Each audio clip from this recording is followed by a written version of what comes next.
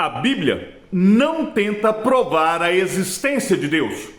Olá, graça e paz em nome de Jesus. Eu sou o pastor Henrique Dutra e há anos testemunho o poder da Bíblia em transformar vidas. Estamos conduzindo um projeto de estudo sistemático da Palavra de Deus, o projeto Inspiração Diária. Nele, os participantes não pagam nada, tampouco pretendemos vender algo no final. Hoje eu quero apresentar o panorama do livro de Gênesis. Este livro, ele recebe o seu nome de uma palavra grega que pode ser traduzida por origem, nascimento ou mesmo criação. Esta denominação, Gênesis, é perfeita para o livro, pois o livro narra a origem de tudo, a origem do universo, a origem da vida, a origem da humanidade e, principalmente, a origem do povo de Deus. Para os leitores modernos, este livro pode parecer um tanto quanto estranho. Ele começa com a declaração de que, no princípio, Deus criou os céus e a terra. A Bíblia simplesmente parte do pressuposto de que Deus existe. Não há uma tentativa no livro de Gênesis, ou mesmo em toda a Bíblia, para provar a existência de Deus.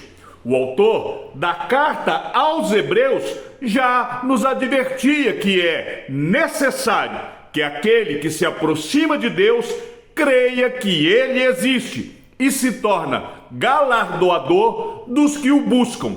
Também nós aprendemos no livro de Hebreus que sem fé é impossível agradar a Deus.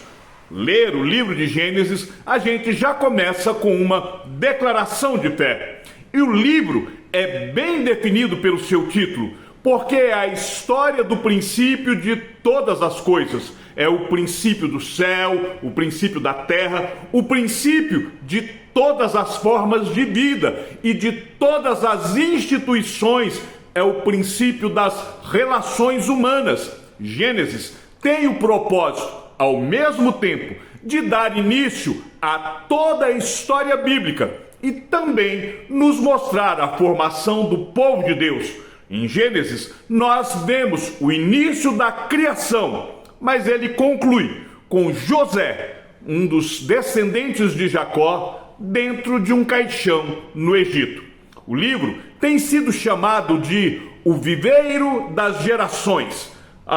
Ele nos mostra todas as gerações da Bíblia, pelo fato de que ali nós encontramos todos os começos de todas as coisas, também o começo das grandes doutrinas referente a Deus, referente ao homem e, inclusive, a doutrina referente à origem do pecado. Mas é em Gênesis que nós vemos o início da doutrina da salvação. Acompanhe comigo a leitura dos 3 primeiros versículos deste livro.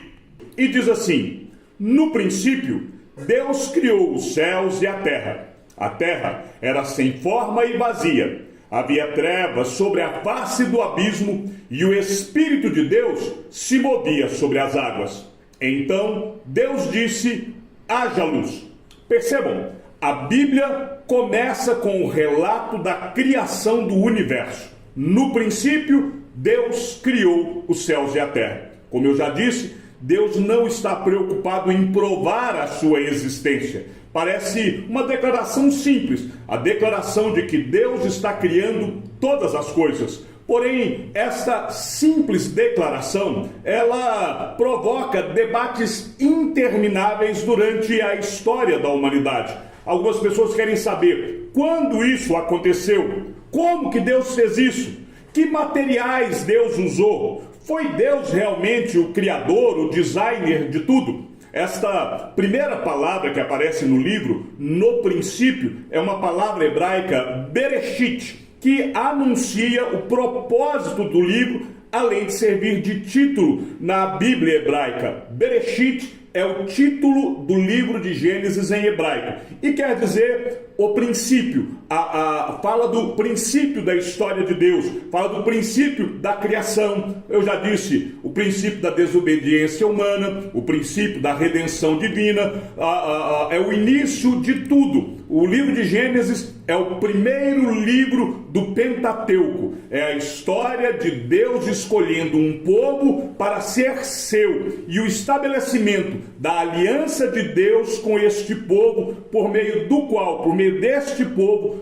todas as nações então seriam abençoadas. A mensagem do livro de Gênesis nos ensina que Deus é o Criador de tudo e de todas as coisas. Ele é o Criador de todos os povos, o Criador da terra. E é também, nós vamos ver isso em Gênesis, o autor da redenção deste povo. O livro de Gênesis relata como que se tornou necessária a redenção deste povo. Por quê? Porque quando nós chegarmos no capítulo de número 3, nós vamos ver que Adão irá pecar. Por causa do pecado de Adão, seria necessário a redenção. E Deus vai providenciar isso. O autor do livro de Gênesis é Moisés. E o livro de Gênesis, ele abrange um período da história de mais ou menos 2.300 anos.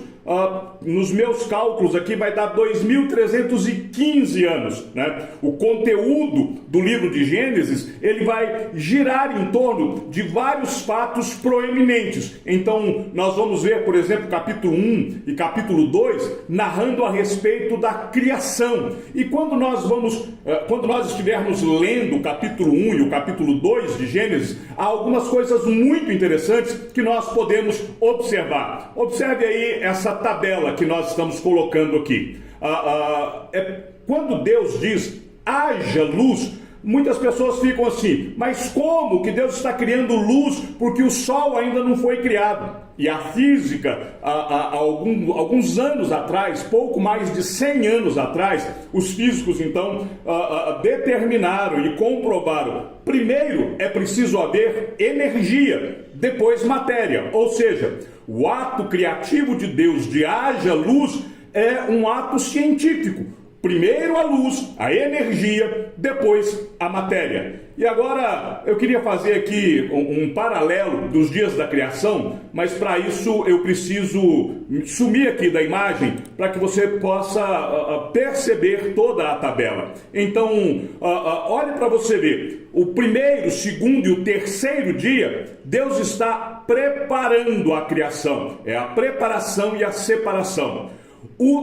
Do quarto ao sexto dia, Deus está complementando e terminando a criação. Verifique, no primeiro dia, Deus cria a luz, prepara, separa. No quarto dia, ele complementa, ele traz os luzeiros, ele complementa, ele termina. No primeiro dia, Deus cria os céus, Deus cria a água, Deus então está preparando, está separando. No quinto dia, ele então povoa os céus com as aves e povoa as águas com os peixes.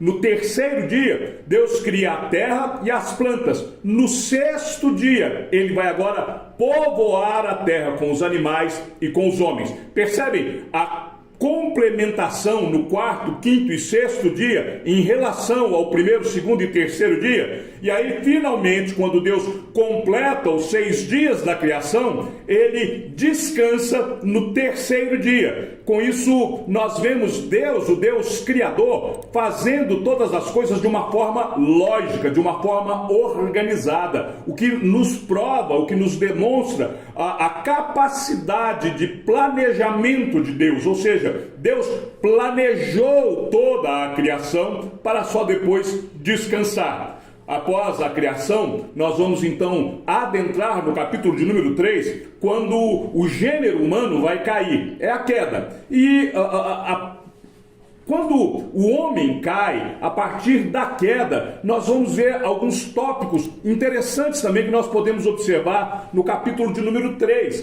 Perceba lá, primeiro é o juízo, a possibilidade da tentação, né? Para que Deus chegue no juízo, ele coloca na criação, Deus faz o jardim, coloca as plantas, está tudo ali, os animais, mas havia duas plantas, havia duas árvores no jardim. a árvore do conhecimento do bem e do mal e a árvore da vida. E havia uma declaração de Deus para o homem, de que o homem não poderia comer da árvore do conhecimento do bem e do mal. Ou seja, Deus coloca no jardim do Éden algo para que o homem possa obedecer, para que o homem se submeta a Deus em obediência. E agora aparece o tentador. Então, quando nós vamos lendo o livro de Gênesis, no capítulo número 3, nós podemos ali, nessa leitura, observar alguns tópicos. Primeiro, a possibilidade da tentação. Segundo, quem é o autor da tentação? Não é Deus, né? Terceiro, olha a sutileza da tentação. Olha como que a serpente ela é sutil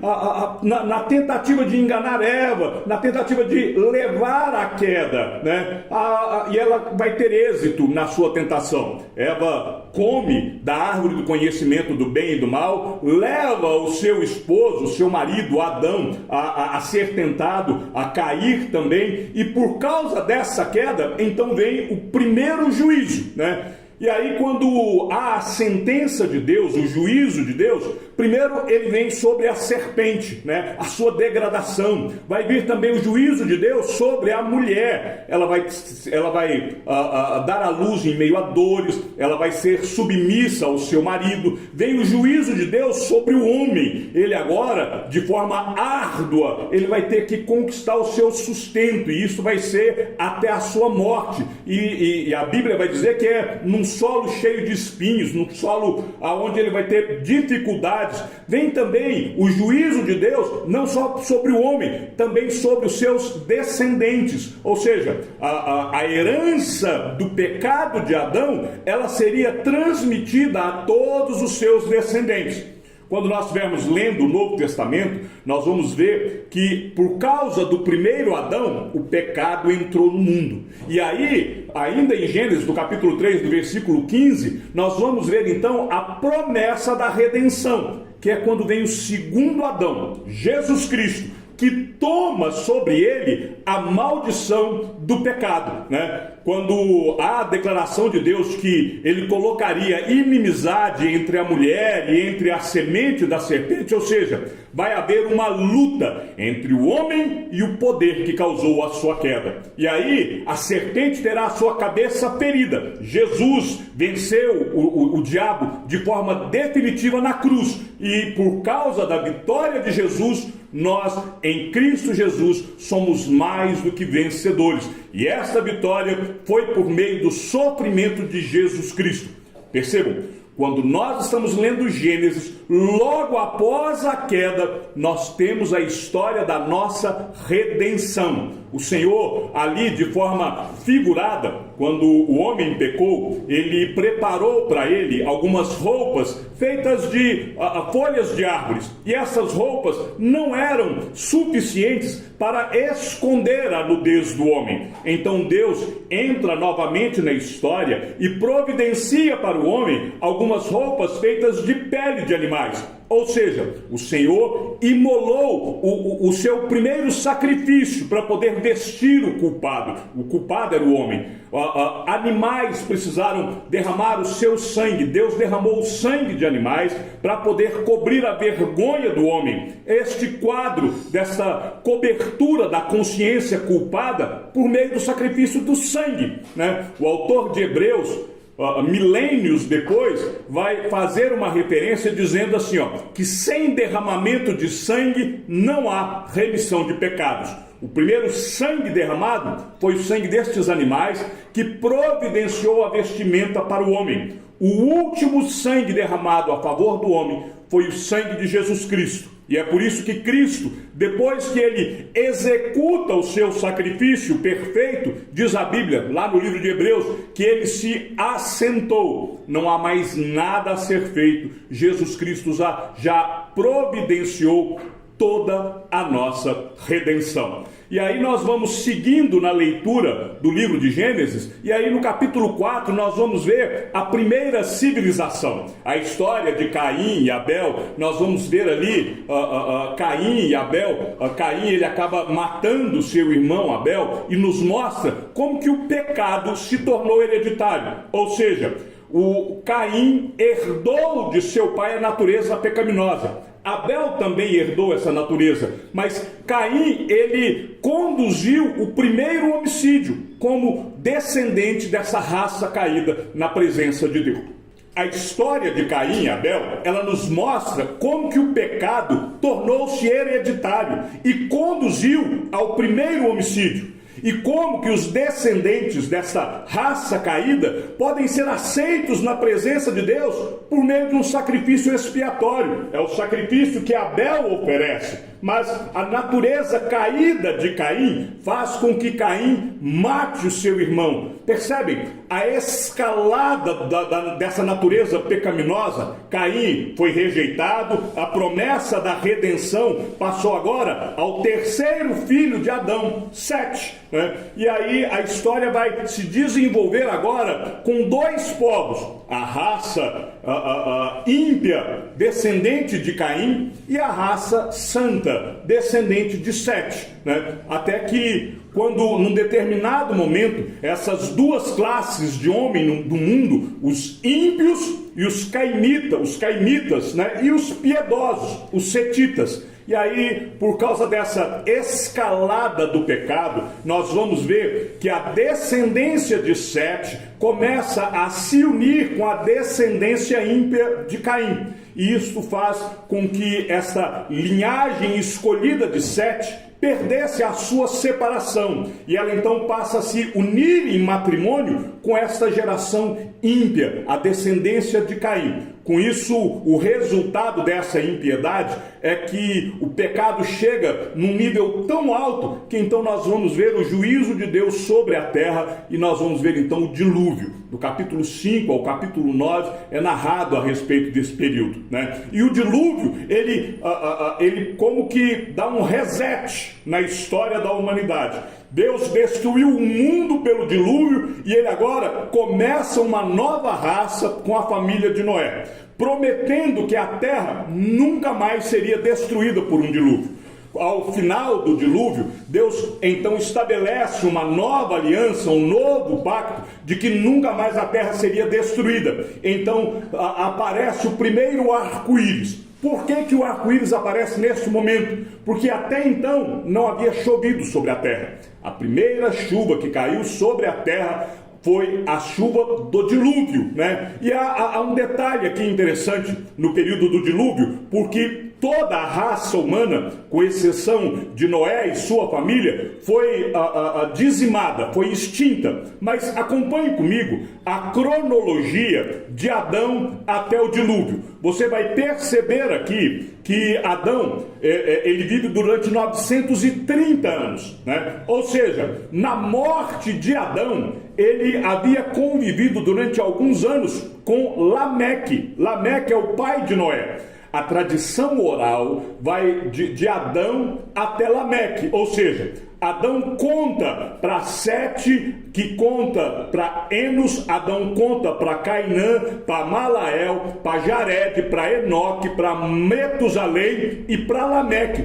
Toda a história do gênero humano, ou seja, desde a criação até Lameque, é o próprio Adão quem transmite para a sua descendência a sua história. Mas olha aqui que coisa interessante. Percebam aqui que exatamente no ano em que acontece o dilúvio, deixa eu colocar aqui para vocês uma marca para que vocês possam acompanhar isso aqui de forma bem...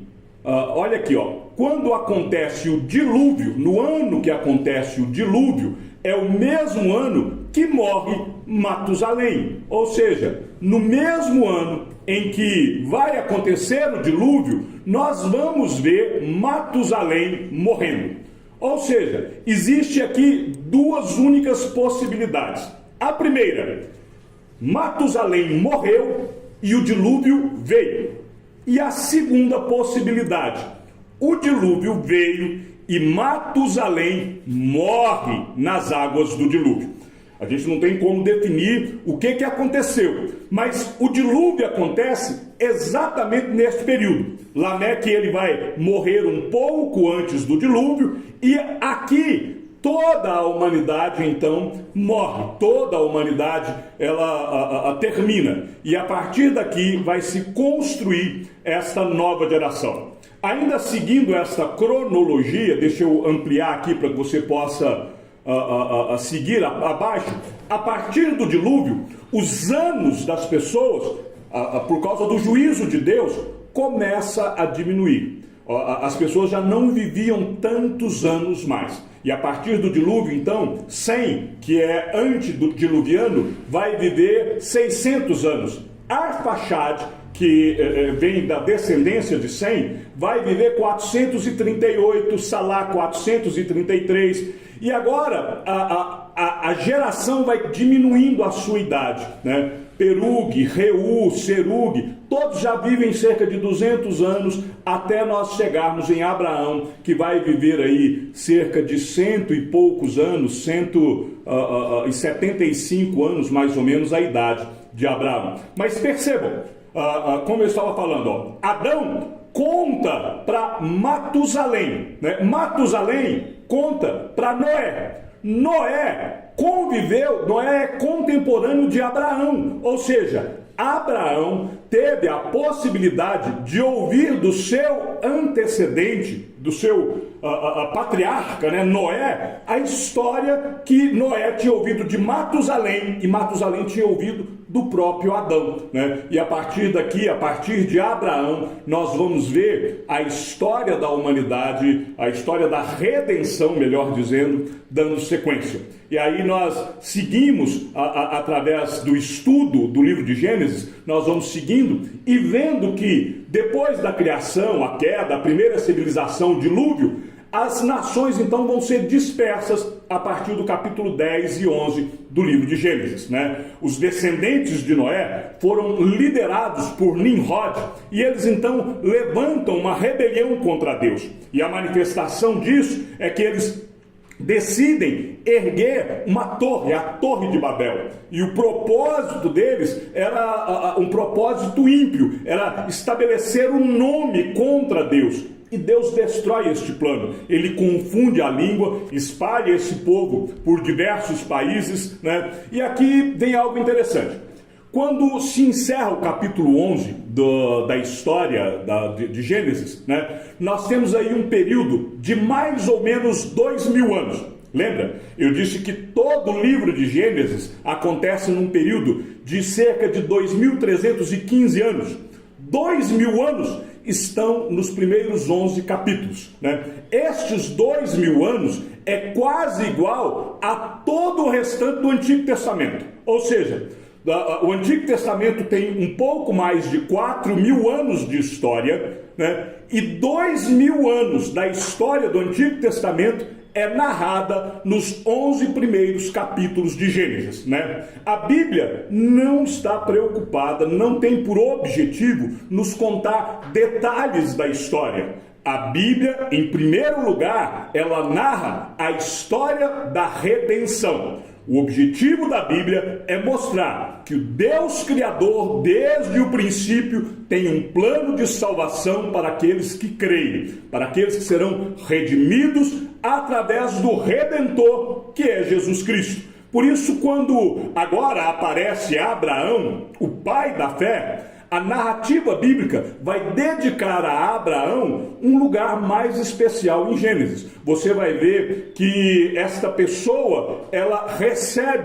Abraão recebe uma narrativa muito maior do que todos os personagens anteriores a ele. Abraão, o estudo da vida de Abraão vai revelar que uma vida de fé, esta fé que Abraão demonstrou desde a época quando ele é chamado para sair da sua casa, casa, sair da sua parentela, até o momento que ele vai para o alto do Monte Moriá, para poder oferecer o seu filho, Isaque, né? Isaque, a vida de Isaque é uma ilustração do tipo de pessoa que vai receber a bênção prometida, né? A vida de Isaque é uma profecia da verdade, que a salvação, ela vem pela fé. Quando Abraão leva o seu filho, ele leva o seu filho pela fé, e ele crê que de alguma forma, Abraão leva o seu filho para o alto do monte, ele está disposto a sacrificar o seu filho, ele prepara ali um altar, coloca o filho para ser sacrificado, mas quando ele está indo, e os servos, Abraão diz para os seus servos: olha, eu vou com meu filho e eu volto com meu filho. De alguma maneira, Abraão cria que Deus restituiria o seu filho, mesmo que ele fosse sacrificado. Abraão teve 2 filhos, Ismael e Isaque. Isaque foi o escolhido como o herdeiro da promessa, né? Então, a história de Abraão, ela nos mostra esta maravilha da caminhada da fé, né?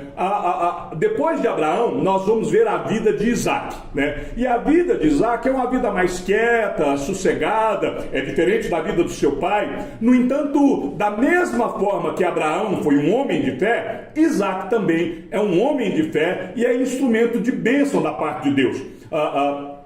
Quando Abraão levou Isaque para ser oferecido como sacrifício, Isaque deveria ter aí por volta dos seus 15, 16 anos. E há algo aqui interessante. A gente não tem muita explicação, mas lá em Gênesis capítulo 31 vai acontecer um fato interessante.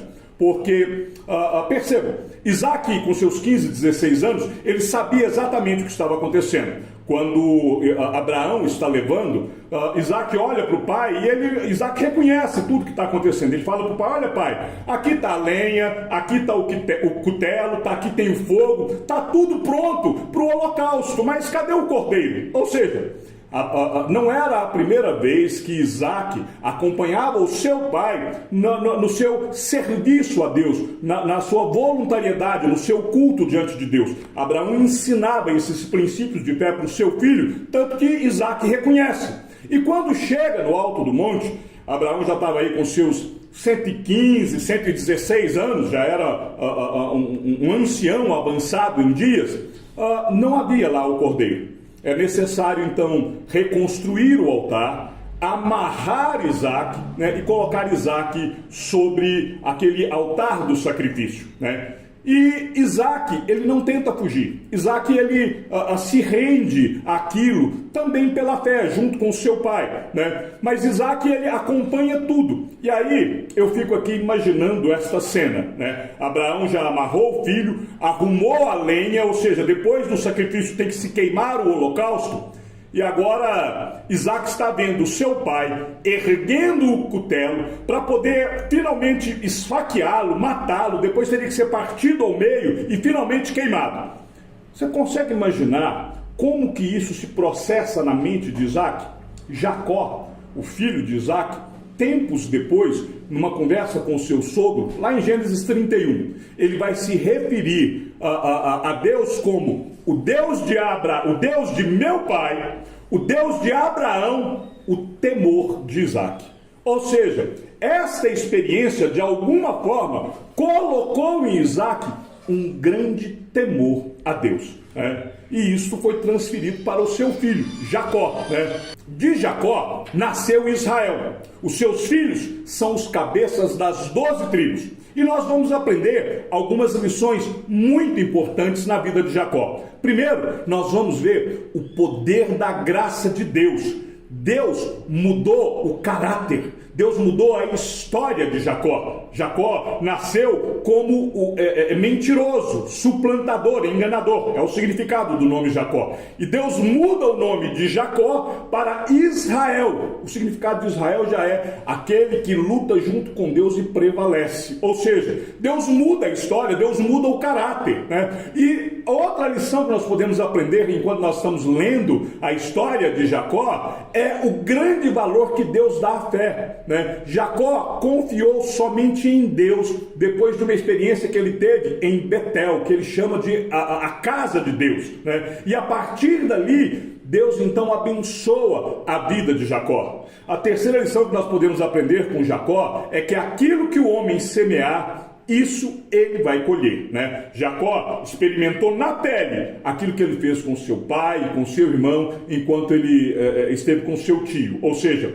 Deus trouxe a consequência da vida pregressa de Jacó sobre Jacó. Mas o poder da graça e o valor que Deus deu a Jacó a partir de Betel transformou toda essa história. De Jacó, nós vamos ter aí 12 filhos, e dentre os 12 filhos de Jacó, um deles é José, né? E aí, com José, nós vamos ter uma nova história. José teve a vida com algumas experiências, assim como seu pai. Deus permitiu que José fosse vendido para o Egito e que sofresse para poder ser elevado e ser colocado como o segundo no império de Faraó. E Deus, através da vida de José, preservou toda a descendência de Jacó na terra do Egito. Deus permitiu que José interpretasse sonhos e ele então, usado por Deus, ele preserva, né, no momento de fome que vai haver sobre a terra. Deus usa José, usa a história de José para que o povo de Israel pudesse ser abençoado e preservado quando veio a fome sobre a terra.